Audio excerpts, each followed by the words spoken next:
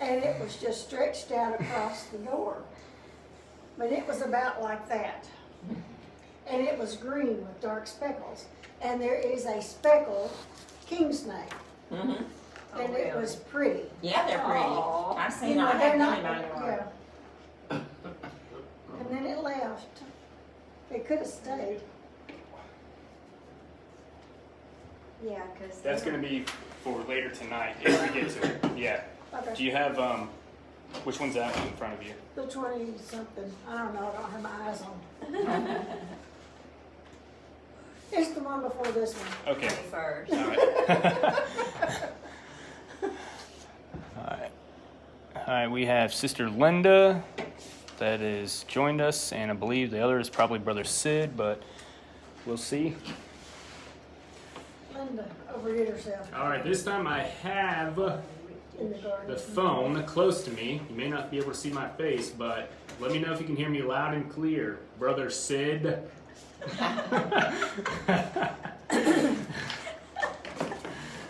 If you can't, well, really and truly, those little earbuds plugged into your phone Yeah, Uh-huh. yeah. help a lot. Oh, really? Yeah. Well, Because it just depends on what the transmission is. Sometimes I can hear it good, sometimes it's just kind of, off. Yeah. yeah, Mhm. which probably has something to do with the weather. Mhm. I've run all day long. I tired. Watching, we are watching. Can you hear me, Brother Sid? I know that y'all are watching, but can you hear me? Is my voice loud and clear now?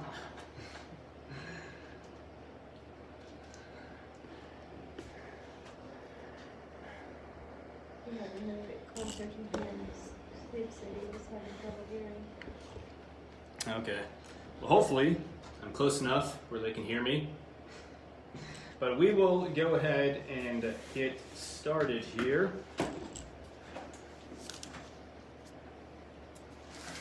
Last week we finished the first worldly stain that James discussed in chapter 2, verse 1 through 13. And what worldly stain was that?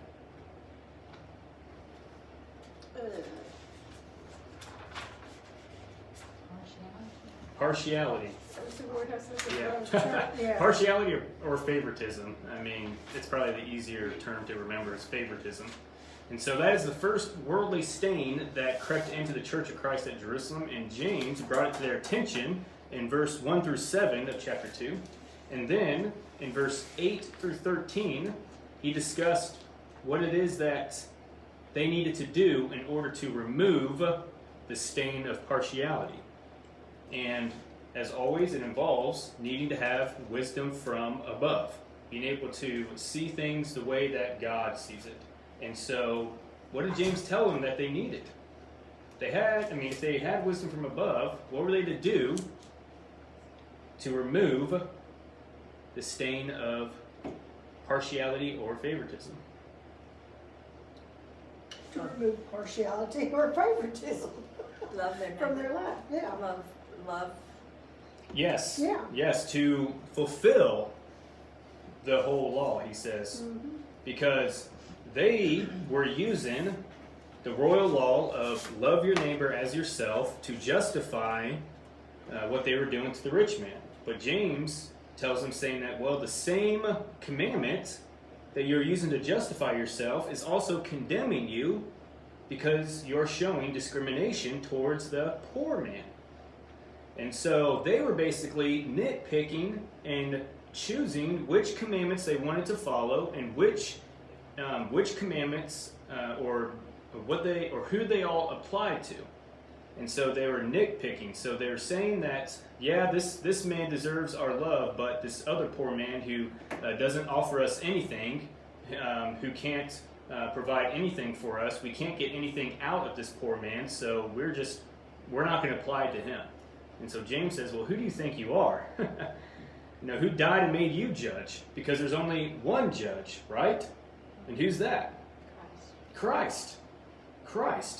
And so he says, if you really want to fulfill the royal law of love your neighbor as yourself, instead of discriminating, you will show what instead? Starts with the M. Mercy. Mercy.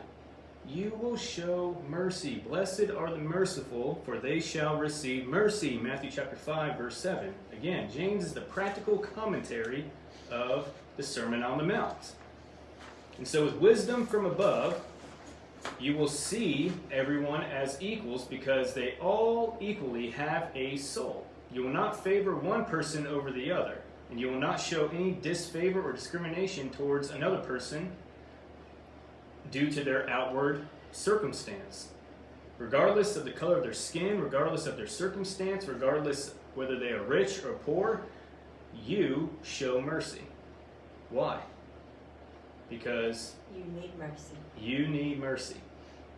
And so that is what's going to help us to be able to show mercy, is remembering and reflecting on ourselves on how much mercy that we need from God, and how many times that God has blessed us and has forgiven us in life. One too many times, James says. And so you need to show that same amount of mercy to everyone. To everyone. And so he then moves on to the next section, verse 14, and this section is going to cover the rest of chapter 2, verse 14 through 26. Wisdom from above has an active faith. So, what does this have to do with, again, the worldly stains that James talks about? Well, this is the next worldly stain, is that they were having an inactive faith. They were not putting their faith to practice, is what we're going to see here. How were they not putting their faith to practice? By not showing mercy. Chapter 2, verse 15. So he says that wisdom from above has an active faith. And what was going on at the Church of Christ in Jerusalem is that another worldly stain has crept in, and it was the fact that they had an inactive faith. One that was not putting what they were hearing to practice. They were not doing, they were not being doers of the word.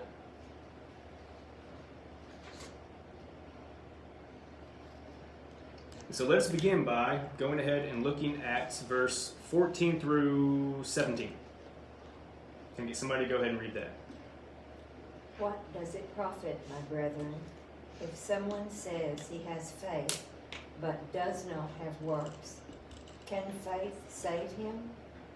If a brother or sister is naked and destitute of daily food, and one of you says to them, depart in peace, be warmed and filled, but you do not give them the things which are needed for the body, what does it profit? Thus also faith by itself, if it does not have works, is dead. All right, thank you. Now, this is a very well-known passage that we often like to apply to at least denominational folks, those who believe that we're saved by faith only. Well, we can apply it to that, generally speaking, but I always inform everybody that James is writing to New Testament Christians. There were no denominations in existence at the time that he wrote this letter. So before we apply it to denominational folks, let's apply it to ourselves first. And so there's a relationship that we have between what we believe and what we do. Remember, the key verse of the entire book of James is chapter 1, verse 22. Be doers of the word and not hearers only.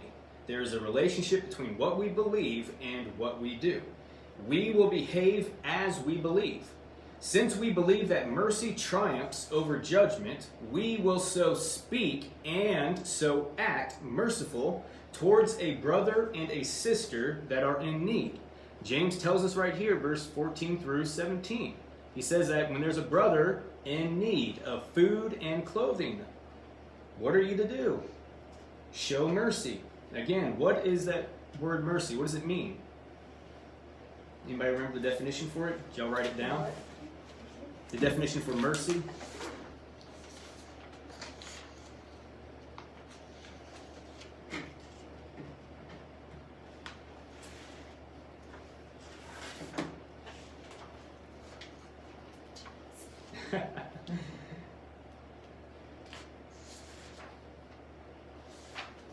Boy, I see some good notes. I like that. I like that. Gene? Are you talking about we transgressors to the law if we judge, because we're gonna be judged by the law of liberty? Well, I'm talking specifically about, like, are you asking a question, or Kinda, sorta, kind of, sort of? yeah. Well, yeah, Confounded. but we're going to be judged. I mean, and also remember that's present tense, judge. We're presently being judged by the law of liberty, which is Right. the law of Christ, His Word. Also, John chapter 12, verse 48. Yeah. So the standard that we are to judge is not by our own standard. They were judging the poor man by their own standards because they were showing discrimination. The poor man didn't fit what they were seeing. The poor man didn't have anything to offer them, so they were judging by their own standards by discriminating him. Mercy, Yes. to give something to some that they cannot give themselves. Yes. To give something to someone that they cannot give to themselves. I couldn't figure out what it meant. Yeah. I'm sorry. Well, it's my fault. And so verse 15, what is it that this brother cannot give to himself? Food. Food and clothing, yes, the necessities of life. So, having wisdom from above will help us to understand and believe that mercy triumphs over judgment, leading us to do and work acts of mercy toward one another. Faith depends upon works. Without works, faith is useless. So in this section of chapter 2, verse 14 through 26, the words faith and works are mentioned together 10 times. Faith and works are mentioned together 10 times. But the emphasis throughout the paragraph is on their inner relationship.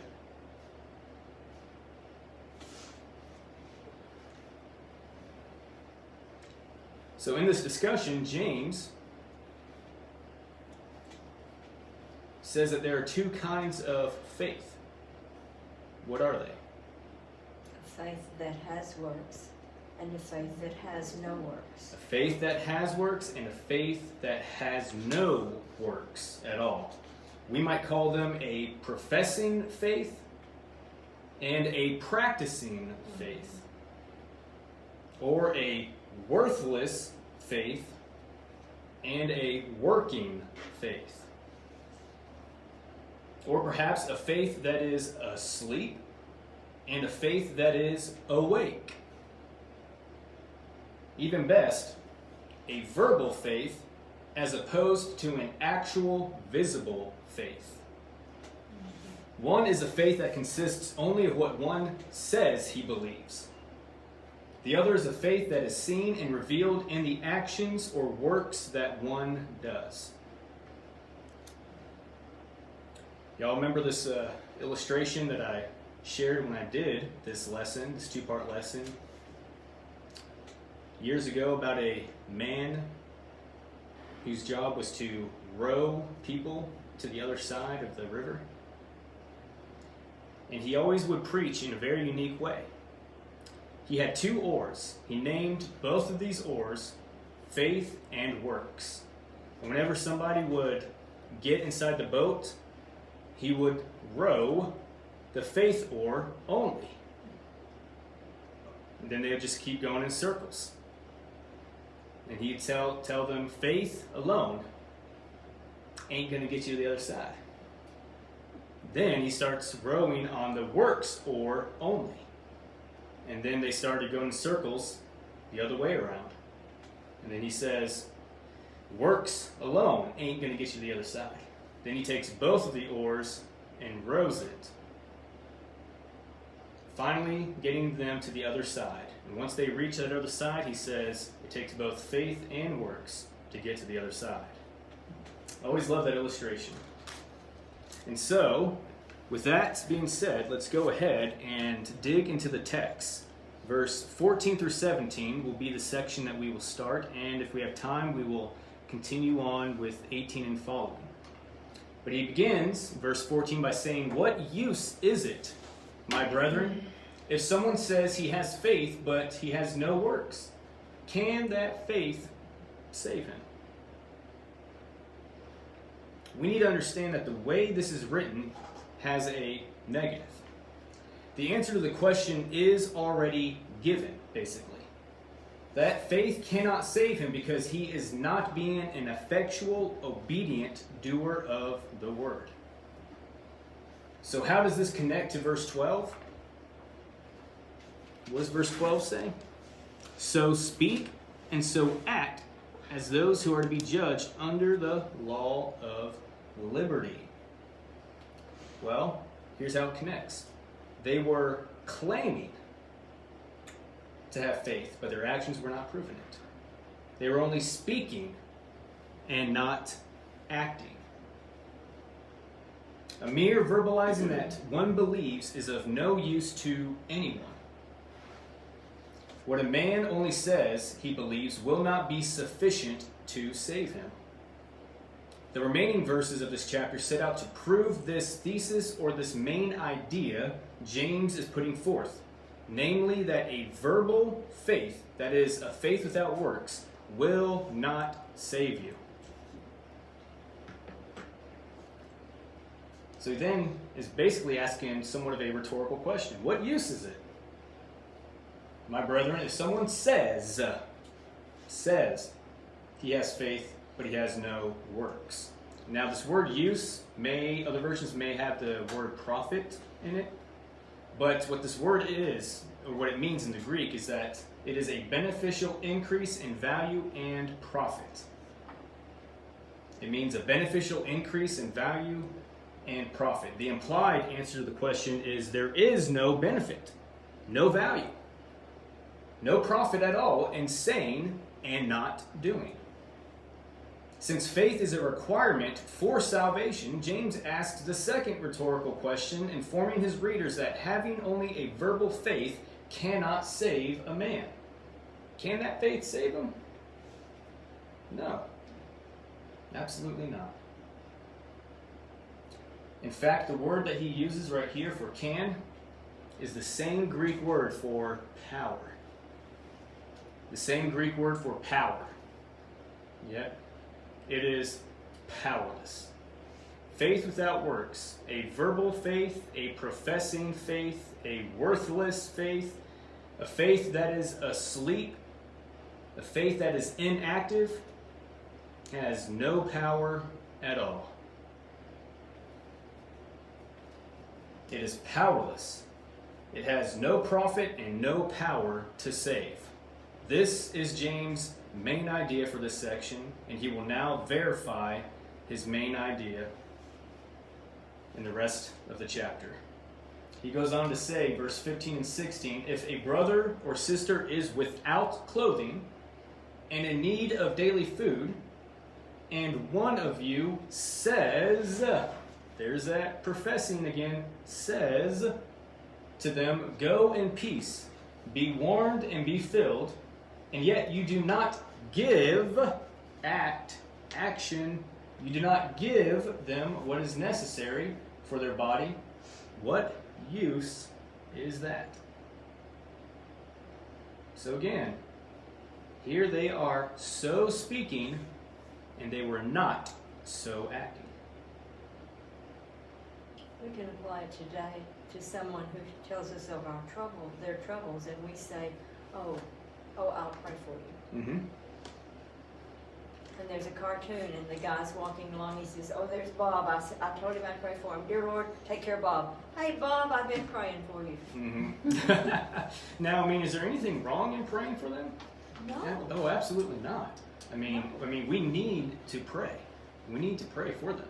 And as a matter of fact, I mean, the best thing to do is, instead of just saying that we're going to pray for them, we should stop and say a prayer right then and there. Now, sometimes we forget to do that. I'm just as guilty. But yes, prayer is definitely vital in, praying for one another. But also when we know, again, James is saying that when you are aware of a need that they have, and they cannot give it to themselves, and yet you have it, you know that you have it, James says, give it to them. Give it to them. What is it that John says in his first epistle? That if any of you has the worldly goods and know a brother or sister who's in need of them, and yet you do not give them what it is that they need, how can the love of Christ abide in you? Yeah. This is somewhat of the same way, except James is just explaining it in his own unique style of writing. He begins by stating if. Now, when you go back and look at verse 8, you see where it says if, the same word if. Remember we talked about those different conditional statements. There's a first class, second, and third class conditional statement. The first class conditional statement is used in more of a hypothetical way.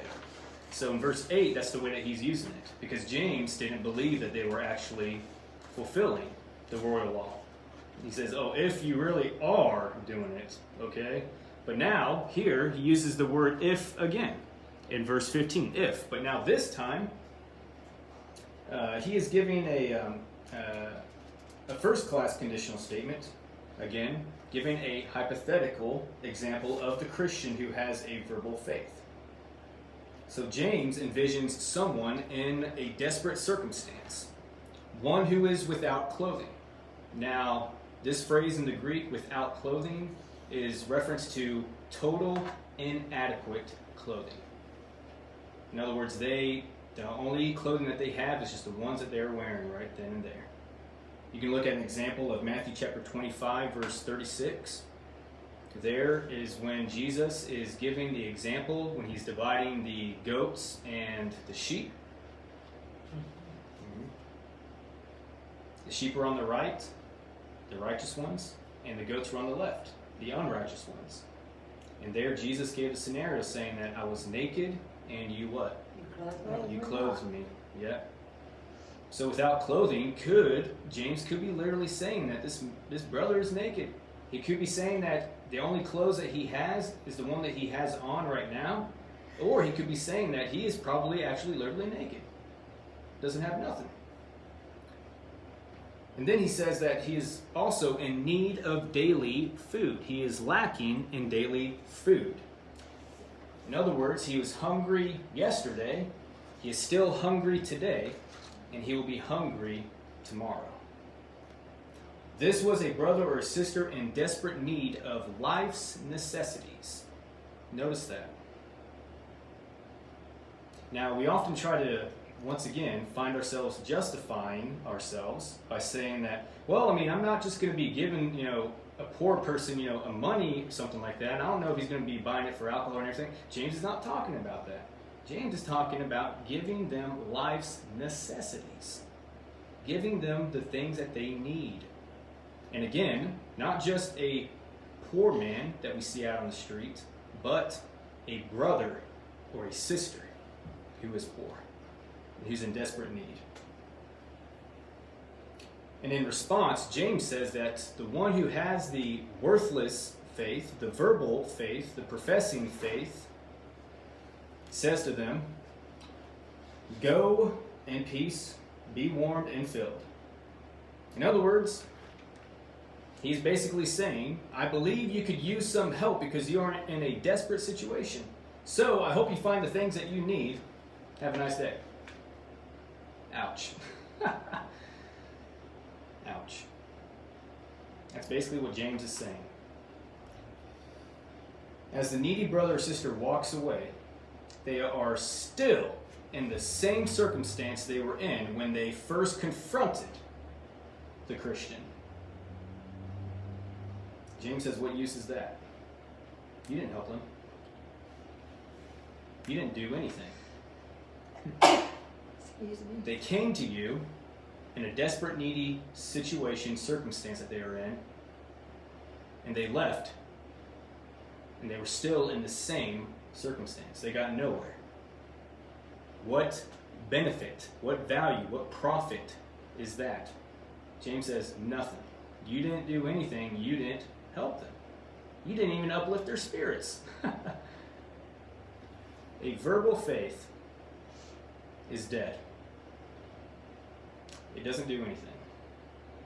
Do you have a question? There's a man that stands on the corner where the red light is, and I'm driving and I'm over here, and I can never put anything in his bucket without backing up everybody. Yeah. But he's standing there with a sign that says, I'm in desperate need. Mm-hmm. And he has 2 trailers and I don't know what all. Oh, he does. So, They've investigated him. They've investigated him? Yeah. Well, I mean, I that couldn't is, get to him. mhm. I know. Well, here's the thing. I mean, see, when it comes to situations like that, I mean, and there have been. I mean, there have been Yeah. YouTube videos that I've watched of people investigating those who say that they're homeless, and yet it's come to find out they're actually not. And so, again, I mean, and it does. I mean, a lot of Christians are first century Christians are like not just first century Christians, but New Testament Christians. Even today in the 21st century, they struggle with that, and they're like, well, what am I supposed to do? That's why I say that, I mean, give them what they need. I mean, just give them food. I mean, and if they are lying, then they're going to be judged by that. That's going to be between them and God. So do what you're supposed to do as a Christian. And if they are actually lying, and if they are not a homeless person, that is going to be between them and God. Mhm. Now, I mean, thankfully, I mean, I see there's been times when homeless people, they come in and ask for a ride. Always more than willing to give them a ride. But I do have a right to kind of ask them some questions before I give them a lift. And I remember one individual that I gave, or who asked for a ride over at Citgo in Searcy. He asked for a ride to just Walmart. I said, yeah, absolutely, I'd be more than willing to, but I just had to ask you a few questions. I was like, are you carrying any armed weapons at all? And he goes, no. And I was like, would you not mind just emptying out your pockets? And he goes, yeah, sure. And he goes, so empties them out, he kind of shows it, and then lifts up everything, and then so I was like, okay, I was like, thank you. And I was like, now the second question is, are you carrying any illegal drugs? And he goes, truthfully, he goes, yes, I am. And I'm like, well, you can either get rid of it, and I can give you a ride, or not give you a ride at all. And he goes, I guess I just won't take the ride. Yeah. Sad, isn't it? It is. Mm-hmm. It's sad. Yeah. And so there's only so much that we can do. And so James here tells us, saying that give them just what they need. Food, if it's clothes, do your part as a Christian. And if they actually are lying, that's going to be between them and God. Did that answer your question? Yes. Yes. Thank you. Mhm. Yeah. Good question. So he asks, what use is that? Is there any benefit or profit in that? No, he says. Is the needy brother or sister still cold and hungry? Yes. What the Christians believed and accepted about the brother in need made no difference in the life of the needy brother. The Christian did not obey the royal law of loving your neighbor as yourself, nor did he show mercy. Verse 8 through 12. You see how it all connects now? He did not share what he had. He did not even pull out his wallet. I mean, he just didn't do anything. Nothing at all. He did not even go as far as getting in touch with the church treasurer. Even made a phone call. Did not even go as far as to do that. He just sent him off with words. Cold, empty, useless, meaningless, dead words. You cannot wrap words around a shivering body. There are no calories in words. Therefore, it is about action and dealing with the problems. We do the action and deal with the problem because our faith motivates us to do so, right? If you are only saying you have faith, but not doing and submitting to the leadership and authority of God, then there is no profit. And in the end, it is meaningless and powerless. Claiming faith, but not willing to demonstrate the faith is worthless. For James goes on to say, verse 17, even so, faith, if it has no works, is dead, being by itself. Is there any thoughts or comments while I take a swig of water?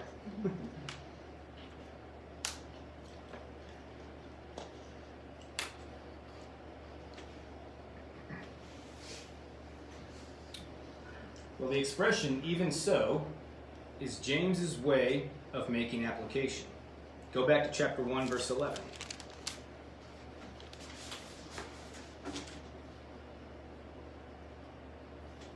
It says, for the sun rises with its scorching heat and withers the grass, its flower falls and its beauty perishes, even so also will the rich man fade away in the midst of his pursuits. And go ahead and look over at chapter 3, verse 5. He says, even so, the tongue is a small member, yet it boasts of great things.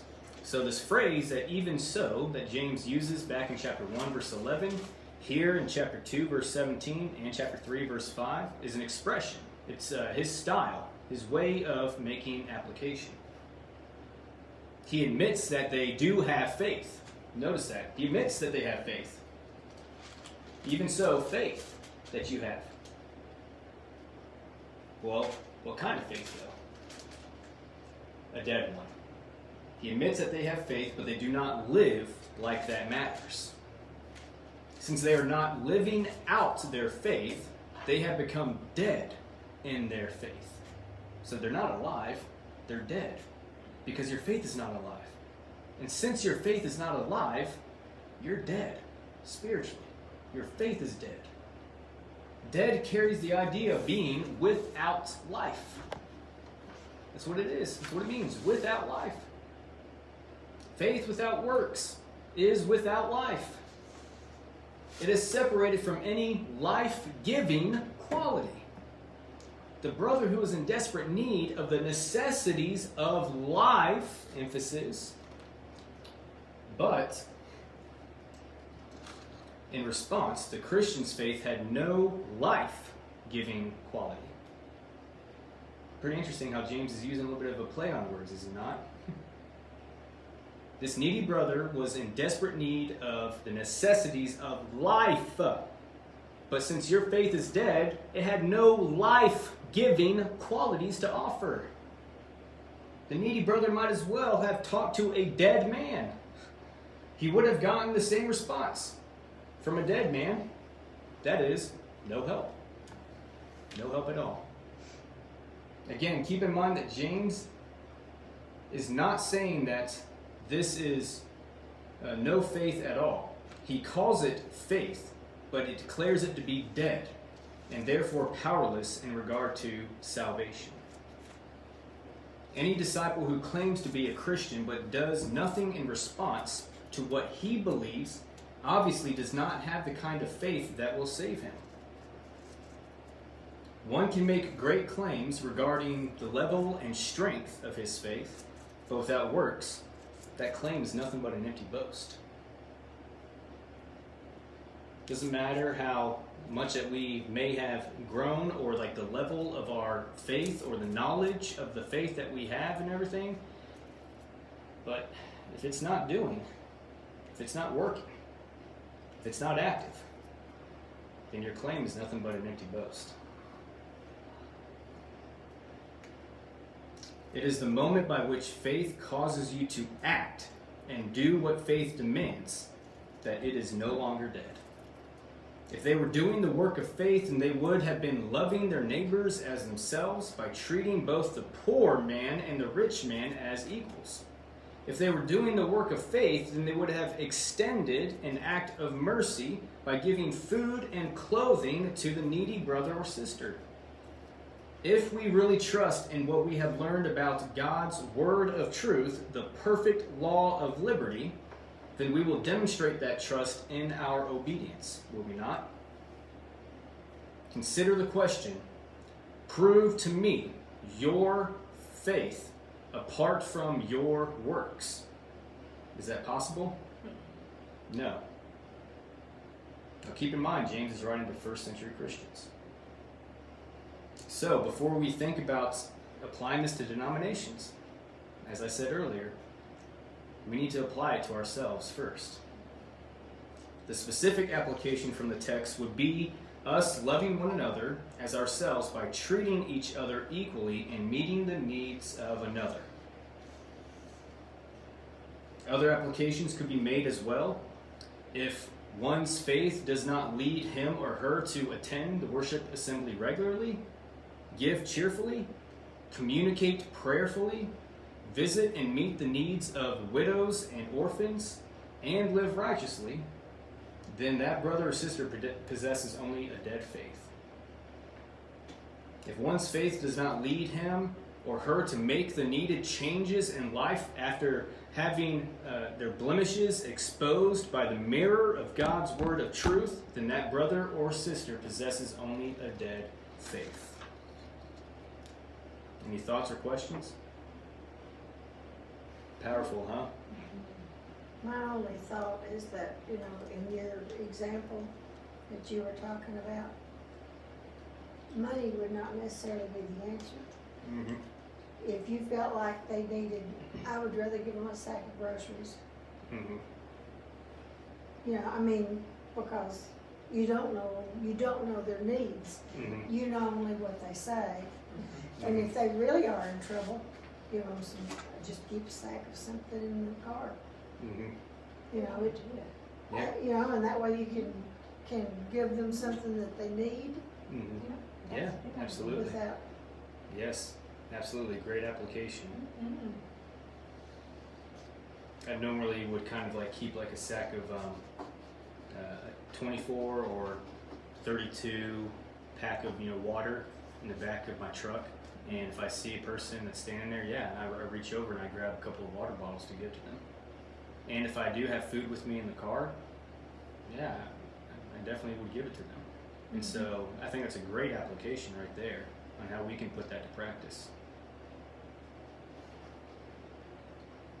It's different in people that you know Yeah. what kind of needs they have, and you don't attend to it. But it's easy to give something that takes care of the necessity. Yes, absolutely. Definitely. Yeah. And I know that there's the issue of not trying to back people up, from traffic and everything. Well, me personally, I just let them wait. I'd be like, I'm doing an act of kindness. You don't like it, then sorry, you're a selfish person. And then I let them wait. Or if you're uncomfortable and making them wait, then you can just easily be able to circle back. Yeah, take the time to circle back. Yeah, it probably is a little bit more of a hassle having to constantly, be circling back and everything. But if it makes it easier for you and more comfortable for you, then just circle back and kind of give them one thing at a time and circle back again, or just throw it all at them. Here, just take it.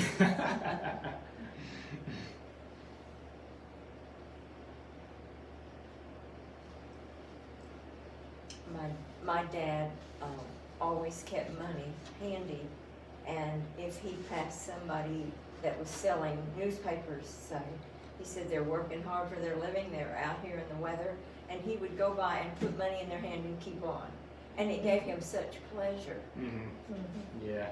When we do, acts of kindness like that, showing acts of mercy, we feel good about ourselves, do we not? Now, we don't feel good about ourselves in a boastful way. Because Peter talks about in 1 Peter chapter 3 about us needing to be zealous for good works. We need to be passionate. We need to be excited. Doing good for others to glorify Christ and everything, that gives us a good feeling. And they always say that whenever you're having a bad day, go out and do something good for somebody. Go out and show an act of mercy to somebody, to a brother or sister. that make you feel better. And it works. That's a good treatment. And I wonder if we have people who are too embarrassed That to don't say ask, anything. that don't say anything, Mhm. and they need to know that they would be doing us a favor if they let us know their needs. Yeah, I know. And see, and that's the difficult thing is that I've thought about that as well. I'm like, well, what if they're too embarrassed or whatnot? I mean, to try to ask. And I've dealt with a lot of people back on the reservation who were like that, but then they turn around and get very, very mad at the church for not helping them out. And I'm like, well, you didn't ask. And I'm like, do you expect us to be a mind reader? They're like, we're not mind readers. And so that is where both parties have to learn something. The person who's asking has to learn humility. And if he has wisdom from above, then he will have humility. And he will see that he needs help. He needs help. He needs to get self out of the way, swallow pride, and reach out and ask for help. And that, yes, that again, easier said than done. That's why James says you need to have wisdom from above. If you have wisdom from above, you will see that you're not alone in this. You have the church, you have the family of God who's willing to help. You just got to ask. And for those that don't end up asking, then I hate to say it, but it's most likely it's on them. Yeah. Because here James is giving an illustration saying that this needy brother, came to you and let you know. Yeah.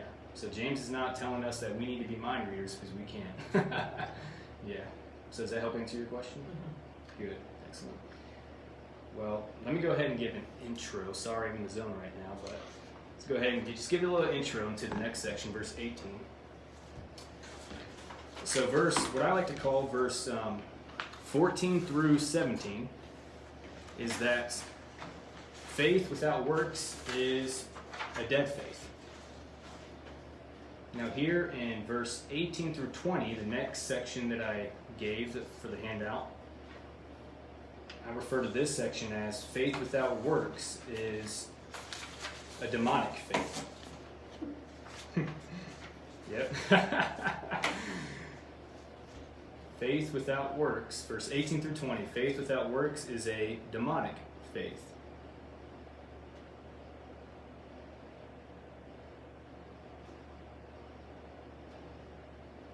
I can see why. Yep. He begins in verse 18 saying, but someone may well say, actually, let's go ahead and read the whole context. Can I get somebody to read verse 18 through 20? But someone will say, you have faith and I have works. Show me your faith without your works, and I will show you my faith by my works. You believe that there is one God, you do well. Even the demons believe and tremble. But do you want to know, O foolish man, that faith without works is dead? Thank you. So he says, but someone may well say. It seems that James anticipates someone who is probably going to throw in an objection. So he goes ahead and answers the objection before the person was probably even able to speak out. Faith without works is degrading, and we'll see here that faith without works is demonic. It's a demonic faith. Someone may have objected and argued that faith and works are two separate things and really have no relationship to one another.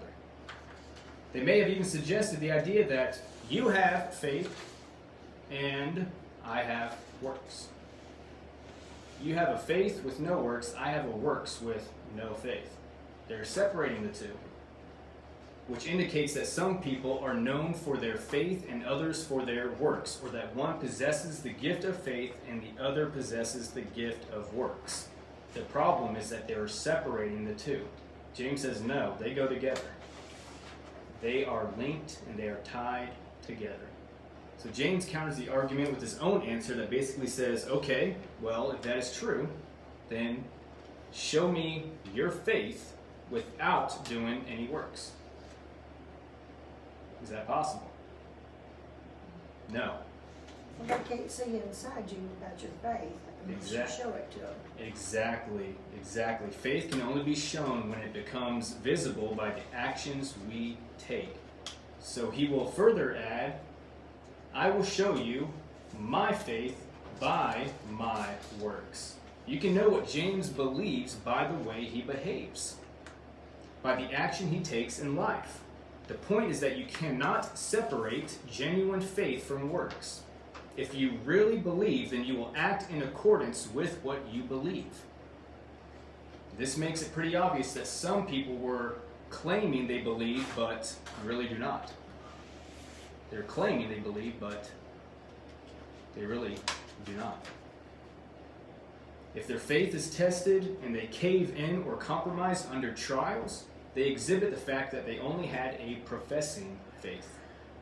If their faith does not motivate them to show mercy towards a brother or sister in desperate need, then they exhibit the fact that they only had a professing faith. You cannot convince a robber that you believe him until you give him your wallet. You cannot convince the doctor that you believe him until you're willing to take the medicine that he prescribes. In some cases, they prescribe bad medicine, as what we were talking about earlier. But it is not about all what we say. Our doing is what will prove what we say. Do the people around you look at you and say, now that is a woman or man of faith? Are we actually doing the things that faith requires? As far as the world in general is concerned, there is no difference between an atheist and a believer until that believer starts acting as if he believes. That is, until his faith makes a difference in his life.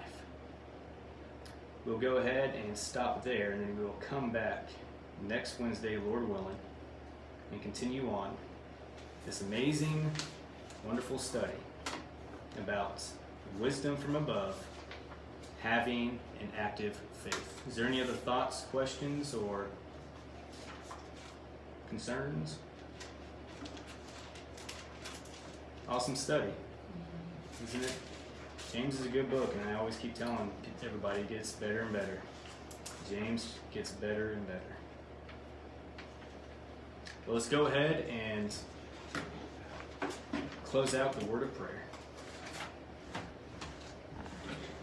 Heavenly Father, we come before you and we thank you again just for this amazing time that we've had to study once again through the book of James, as we are now looking through the section of wisdom from above, needing to have an active faith. Father, let us really, truly soak in on what James is saying. As we expose the text and as we understand its meaning, let us now apply it to our life each and every day. Let us have an active faith. Let us have a faith that has works. Let us have a faith that is visible in the eyes of others. Let us have a faith that reaches out to a brother or sister who's in desperate need. And if we have the needs that they need to have, let us give them those needs. Let us show them acts of mercy. Let us give them the things that they cannot give themselves. Let us live the true Christian life that is pure and undefiled, that is unstained from the world. We thank you so much for the writer, James, the Lord's brother. He's just provided an amazing letter that just makes a tremendous impact on our lives each and every day, the more that we continue to study it. And Father, we always ask that you continue to be praying for those that have been on our prayer list, those that we have been visiting and coming in contact with, that we have been keeping in touch with, checking up on them and seeing if they have any needs. Continue to watch over them, to bless them and to keep them safe underneath the shelter of your wing. Be with us now as we depart from this building. Grant us safe travels back home so that we can have a good night's rest, that we can sleep with peace on our mind and be able to wake up, if it's according to your will, with peace on our mind and to experience a new day that we can fulfill in your Son's kingdom. It's our prayer through his holy and righteous name. Amen.